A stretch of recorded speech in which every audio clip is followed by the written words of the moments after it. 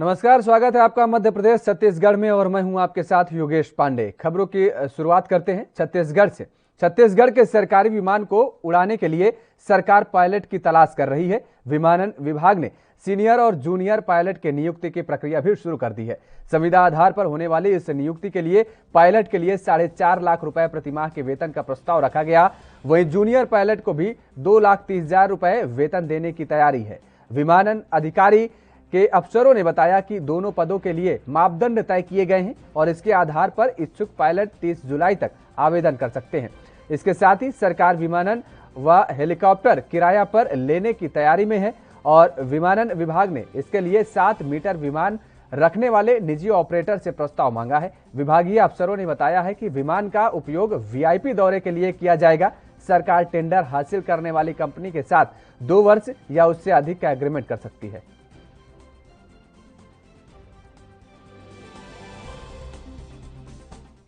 और इस दौरान प्रताप सिंह बाजवा क्या कुछ कह रहे हैं आपको सुनाते हैं।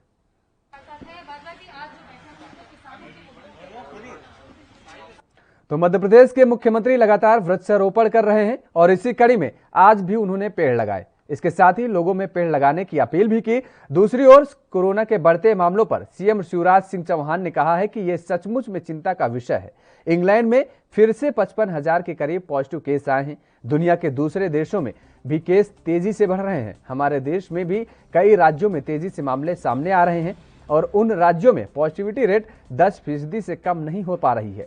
सीएम ने कहा कि वायरस अभी भी है। दक्षिण और पूर्वोत्तर के राज्यों में तेजी से केस सामने आ रहे हैं।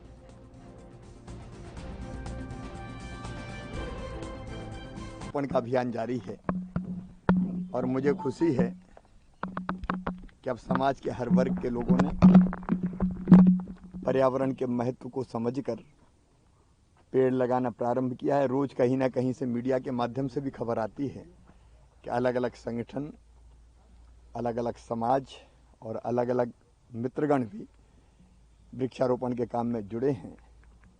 क्लाइमेट चेंज एक बड़ी समस्या है दुनिया के सामने और जलवायु परिवर्तन के दुष्प्रभावों से बचाने के लिए ये वृक्षारोपण का काम बहुत महत्वपूर्ण है। तो मैं भी कर रहा हूँ और बाकी लोग भी कर रहे हैं और सबसे यही अपील है कि साल में कम से कम 1 पेड़ जरूर लगाएं। चिंता का विषय है न केवल हमारे देश में बल्कि दुनिया के अनेकों देशों में। आज इंग्लैंड में देखा, वहाँ लगभग 55,000 के आसपास कल पॉजिटिव केस आए हैं।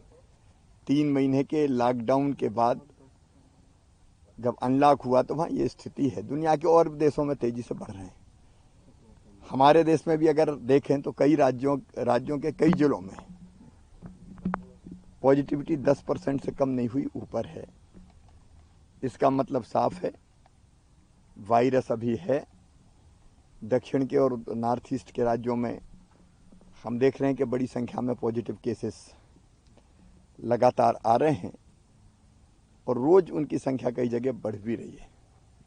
और इसलिए प्रदेशवासियों से मेरी अपील है कि वो निश्चिंत ना हो। कल भी हमने 78,000 टेस्ट मध्य प्रदेश में किए। परसों के टेस्ट में आए थे 11 पॉजिटिव। कल के जो टेस्ट हुए 78,000 उनमें आए 18 पॉजिटिव केस। इसका अर्थ यह है कि मध्य प्रदेश में वायरस है और पॉजिटिव केस भी लगातार आ रहे हैं।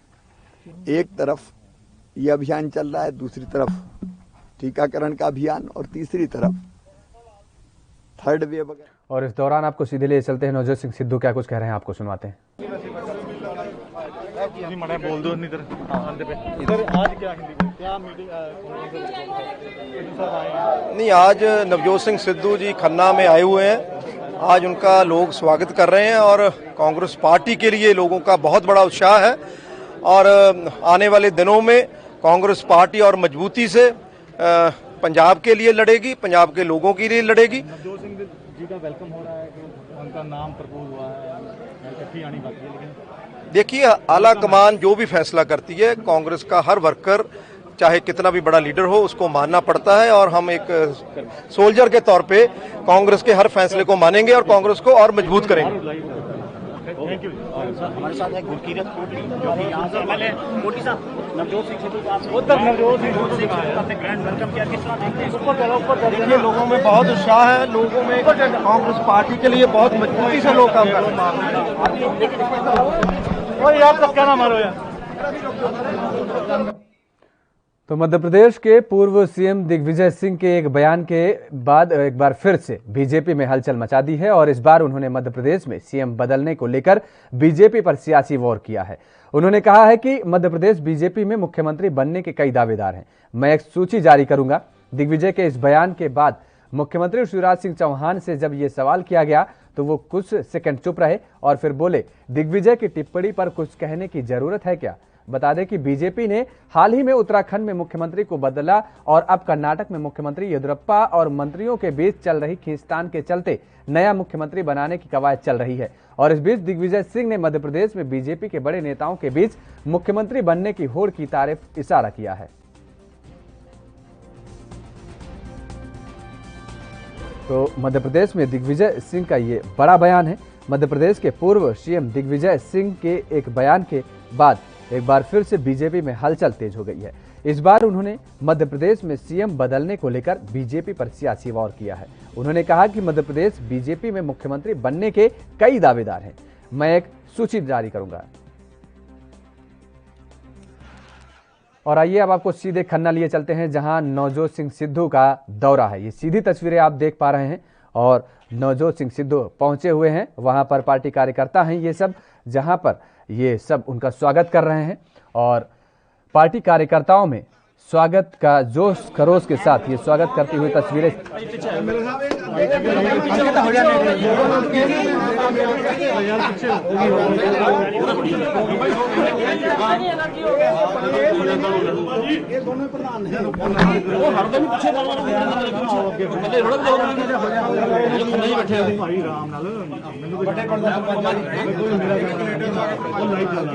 एक मिनट ਵਿੱਚ ਤੁਹਾਡਾ ਫਰੇਮ ਆ ਗਿਆ ਨਾ ਥੋੜਾ ਖੁੱਲ ਜਾਓ ਇਹਨਾਂ ਦੀ ਹੋਈ ਜਾਂਦੀ ਆ ਫੋਟੋ ਜਦ ਤੱਕ ਤੁਸੀਂ ਕਹੋ ਨਹੀਂ ਕਰਨਾ ਹੋ ਜਾਓ ਬਾਈ ਕਰ ਦੋ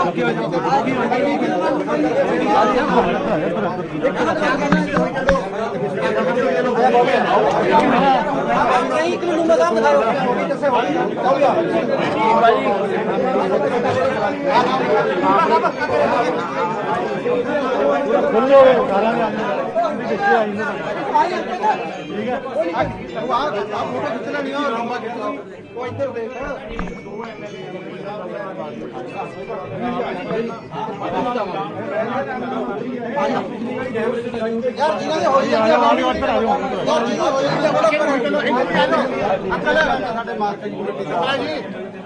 भाई अंकल इधर भी आओ हेलो वाइट मिल गई थी खिंच रहे हाँ जी आप गरमीत जी वाइट मिल गई थी गरमीत इधर इधर इधर देखो यार वाइट जो इधर देखो इधर होटली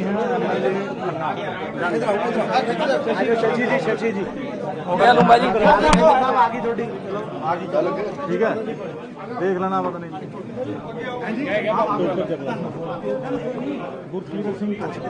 अंकल एन मूव करो बाजी थोड़ा पीछे पीछे हो गर्दन साहब एन एन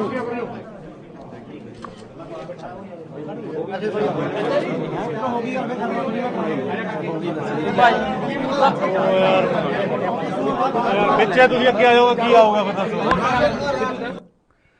मध्य प्रदेश के उज्जैन में विश्व प्रसिद्ध 12 ज्योतिर्लिंग में से एक महाकालेश्वर मंदिर में झारखंड के पूर्व मुख्यमंत्री और बीजेपी के नेता रघुवर दास वहां दर्शन करने पहुंचे और दास के आने की खबर के बाद महाकाल मंदिर में उनके प्रोटोकॉल के तहत मंदिर में दर्शन की व्यवस्था की गई थी। उज्जैन पहुंचे पूर्व मुख्यमंत्री दास ने अपने कुछ परिवार के लोगों के साथ महाकाल मंदिर में पहुंचकर करीब 20 मिनट तक पूजन अर्चन किया। हालांकि कोरोना को देखते हुए महाकाल मंदिर समिति ने गर्भगृह और नंदी हाल में सभी के लिए प्रवेश प्रतिबंधित कर रखा है। ऐसे में आज दास ने भी गणेश मंडप की पहली बैरिकेटिंग से दर्शन किए हैं। झारखंड में बीजेपी के बड़े नेताओं में से एक रघुवर दास मुख्यमंत्री भी रहे हैं। हालांकि मंदिर पहुंचने पर उन्होंने किसी भी राजनीतिक सवालों के जवाब तो नहीं दिए, लेकिन ये जरूर बताया कि आज भगवान महाकाल के दर्शन के लिए पहुंचा था और भगवान महाकाल से दुनिया को कोरोना से मुक्ति के लिए प्रार्थना की है।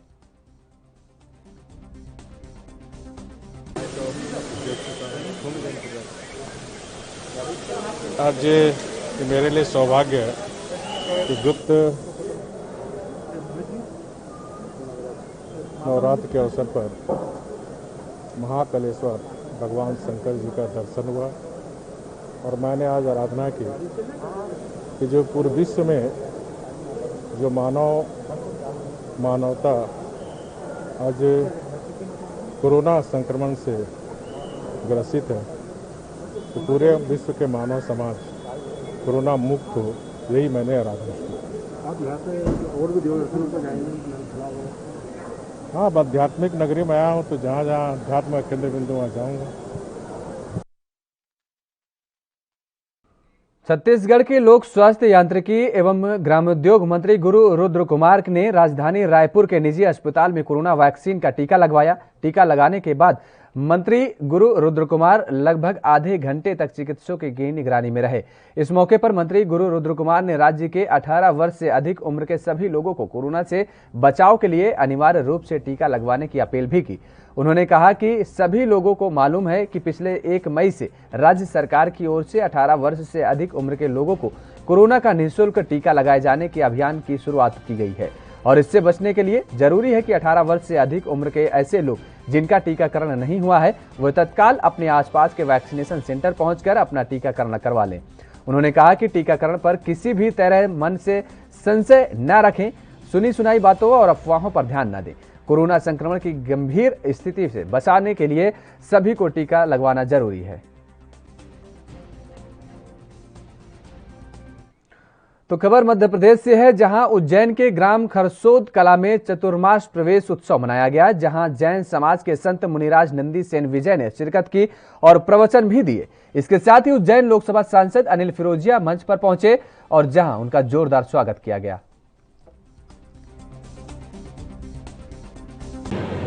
गुरु माता का वंदन अभिनंदन करके आया, उज्जैन से सीधे करके यहाँ आया हूँ और गुरु जी का भी अभिनंदन स्वागत करते आया हूँ। यहाँ से फिर मैं नागदा में फिर मेरा ये तो वहाँ भी चातुर्मास का ही तो सब दूर उत्सव चल रहे हैं, ये उत्सव का समय है। मैं तो परम पूज्य गुरु जी से यही आशीर्वाद मांगता हूँ कि आप आशीर्वाद दें कि ये कोरोना से हमारा देश के अभी भी पूरा विश्व इस कोरोना संक्रमण का नाश हो और सब स्वस्थ रहे, मस्त रहे, यही आपसे आशीर्वाद चाहिए। हमारा देश तरक्की करे और विश्व। मुख्यमंत्री भूपेश बघेल की अनुशंसा के परिपालन में राज्य शासन द्वारा राजेंद्र ढीमर को छत्तीसगढ़ मछुआ कल्याण बोर्ड का उपाध्यक्ष नियुक्त किया गया है। इसके साथ ही बोर्ड में 6 सदस्यों की भी नियुक्ति की गई है। विशेष सचिव मछली पालन विभाग की तरफ से 16 जुलाई को जारी आदेश के तहत छत्तीसगढ़ मछुआ कल्याण बोर्ड के सदस्य के रूप में सर्व दिनेश फुटान रायपुर, देव कुमार निषाद दुर्ग समेत कई लोगों की नियुक्ति की गई है।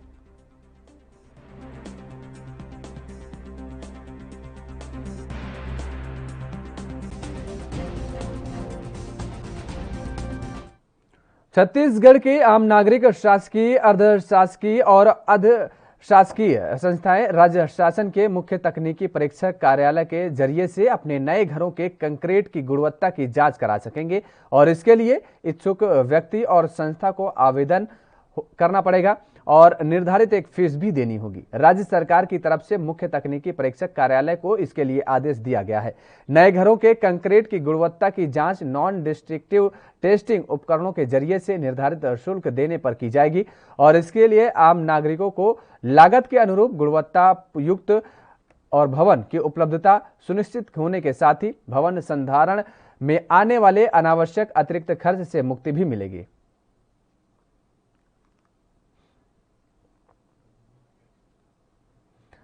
तो छत्तीसगढ़ के आम नागरिक, शासकीय, अर्धशासकीय और अशासकीय संस्थाएं राज्य शासन के मुख्य तकनीकी परीक्षक कार्यालय के जरिए से अपने नए घरों के कंक्रीट की गुणवत्ता की जांच अब करा सकेंगे और इसके लिए इच्छुक व्यक्ति और संस्था को आवेदन और निर्धारित फीस भी देनी होगी।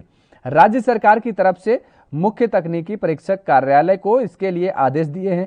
नए घरों के कंक्रीट की गुणवत्ता की जांच नॉन डिस्ट्रक्टिव टेस्टिंग उपकरणों के जरिए से निर्धारित शुल्क देने की इस पर की जाएगी और इसमें आम नागरिकों को लागत के अनुरूप गुणवत्ता युक्त भवन की उपलब्धता सुनिश्चित होने के साथ ही भवन संधारण में आने वाले अनावश्यक अतिरिक्त खर्च से मुक्ति भी मिलेगी। तो ये छत्तीसगढ़ सरकार की नई पहल।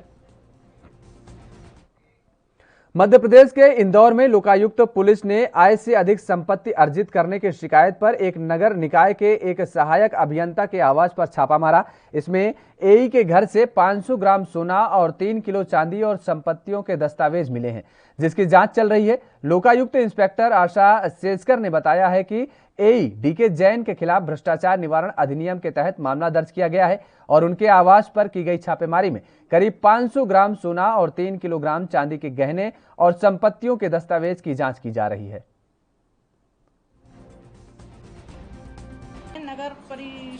नगर पालिका परिषद धार में ये सहायक यंत्री के पद पर पदस्थ हैं और इनकी लगभग 40 वर्ष की सेवा हो गई है और इनके खिलाफ जो है सूत्र सूचना प्राप्त हुई थी कि इनके पास आय से अधिक संपत्ति होने की संभावना है।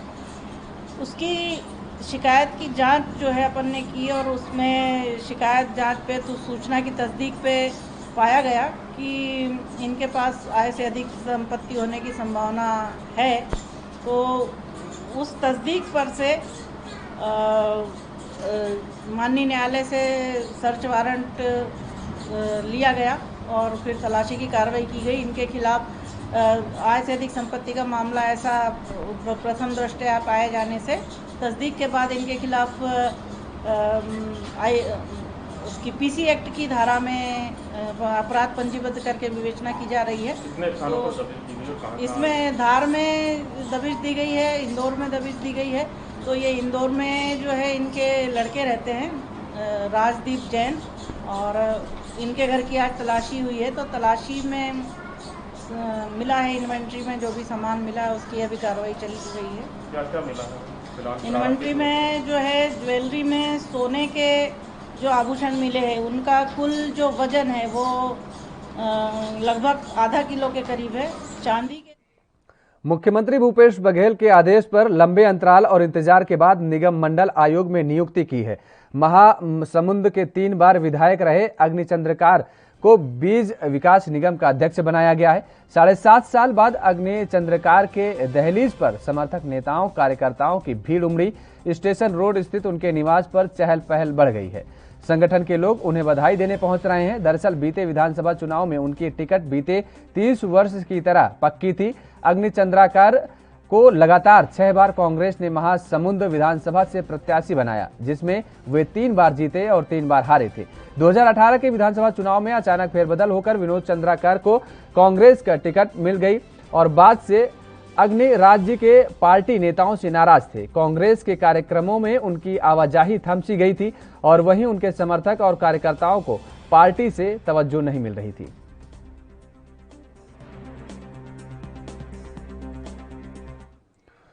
मध्य प्रदेश के मंडला में गोंडवाना गणतंत्र पार्टी के प्रदेश स्तर के नेताओं की आगमन हुआ और गोंगपका के जिलाध्यक्ष कमलेश टेकाम ने बताया है कि हाल ही में देवास जिले के नेमावर तहसील में 5 आदिवासियों की हत्या कर 12 फीट गहरे गड्ढे में गाड़ दिया गया, जिसका विरोध गोंडवाना गणतंत्र पार्टी की तरफ से लगातार किया जा रहा है। बताया गया है कि गोंडवाना गणतंत्र पार्टी की ओर से सोमवार नेमवार में राष्ट्रव्यापी धरना प्रदर्शन किया जाएगा और जिसमें मारे गए 5 आदिवासियों के परिजनों को 3 करोड़ रुपए का मुआवजा क्षेत्रीय विधायक को सह आरोपी बनाने के साथ ही इस पूरे मामले की सीबीआई जांच कराने की मांग भी की गई है। मंडला पहुंचे सभी पदाधिकारी नेमवार के लिए रवाना हुए। गोंगपा के राष्ट्रीय अध्यक्ष तुलेश्वर मरकाम ने कहा है कि मध्य प्रदेश और केंद्र सरकार कानून व्यवस्था बनाने में पूरी तरह नाकाम साबित हो रही है। एक तरफ तो आदिवासियों के संरक्षण उत्थान की बातें की जा रही हैं, वहीं दूसरी ओर आदिवासियों की जहां सरेआम हत्या हो रही है।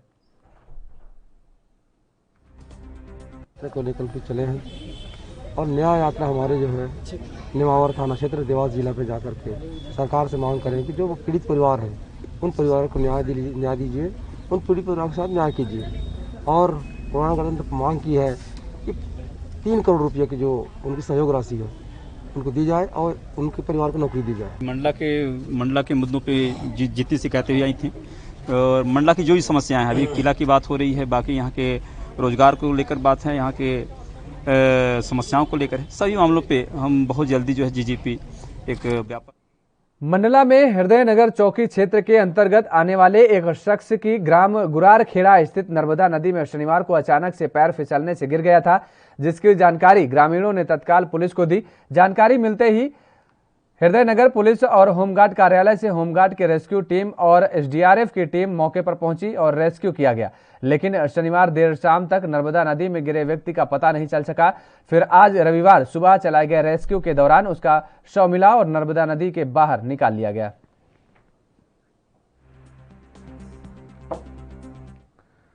मध्य प्रदेश के रीवा में ग्राम सचिव और पर प्रधानमंत्री आवास योजना के नाम पर जनता से पैसा वसूल करने का आरोप लगा है। ग्रामीणों की तरफ से ये आरोप लगाए गए हैं। पूरा मामला रीवा के ग्राम पंचायत बॉस का है।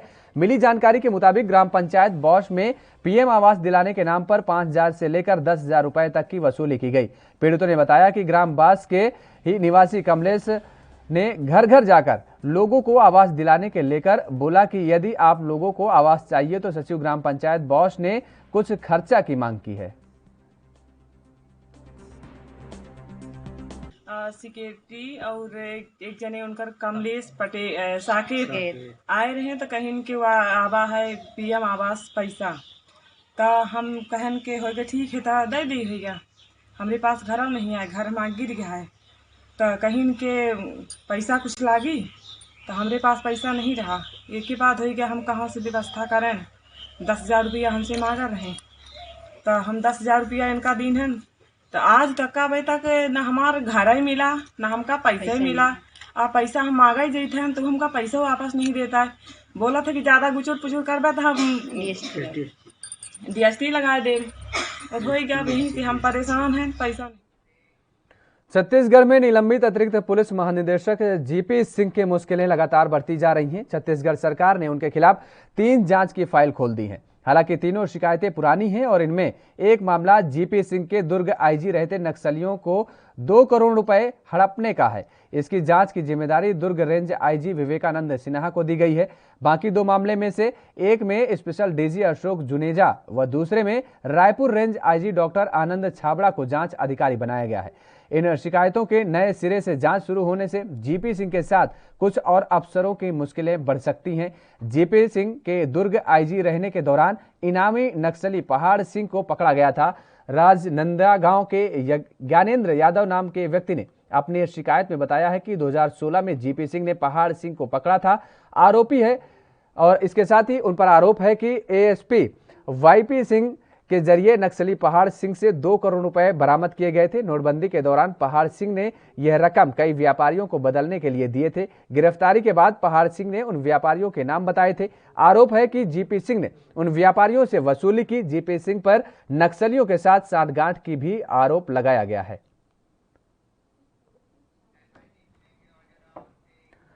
उधर मध्य प्रदेश के रीवा में बढ़ते अपराधों को देखते हुए पुलिस कंट्रोल रूम ने अतिरिक्त पुलिस अधीक्षक ने शहर के सभी थाना प्रभारी की बैठक ली। शहर के समस्त थाना प्रभारियों की क्राइम मीटिंग में एएसपी के द्वारा अपराध पर अंकुश लगाने का निर्देश दिया गया है। वहीं एएसपी ने जानकारी देते हुए बताया है कि सीएम हेल्पलाइन से लेकर के थाना क्षेत्रों में घटित हो रही अपराध, महिला अपराध पर अंकुश लगाने के लिए निर्देश दिए गए हैं।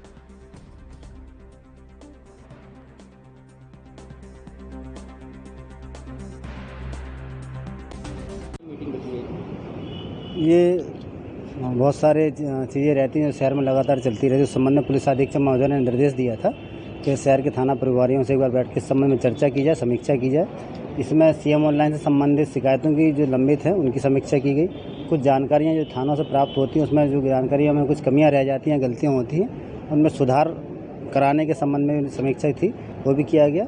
और इसके अलावा और भी बहुत सारे गोपनीय कार्य थे जिनके माध्यम से थाना प्रभारियों को निर्देश दिए गए हैं। जैसे पुलिस अधीक्षक महोदय का जो निर्देश है जिसमें नशे के विरुद्ध जो कार्रवाइयाँ की जाती हैं, इसमें शहर में और रीवा जिले में जो कॉरेक्स का धंधा करने वाले अवैध कार्य करने वाले लोग हैं उनके खिलाफ कार्रवाई का लक्ष्य था। साथ में शहर में होने वाली जो लूटपाट की एमपी के शिवपुरी जिले में इस वर्ष देरी से आए मानसून से किसानों के चेहरे पर चिंता की लकीरें खिंच गई थी। तो ये भीषण गर्मी लोगों के तपा रही थी, पर आज रात भर से जिले में हो रही लगातार मूसलाधार तेज बारिश के बाद क्षेत्र के नदी नाले उफान पर आ गए हैं। शिवपुरी जिले के पोहरी तहसील के छर्च क्षेत्र के लगभग 1 दर्जन से अधिक गांव का पोहरी मुख्यालय से संपर्क टूट गया है। वहीं बिलवा में नदी उफान पर है। प्रशासन ने मौके पर पुलिस फोर्स को तैनात किया है।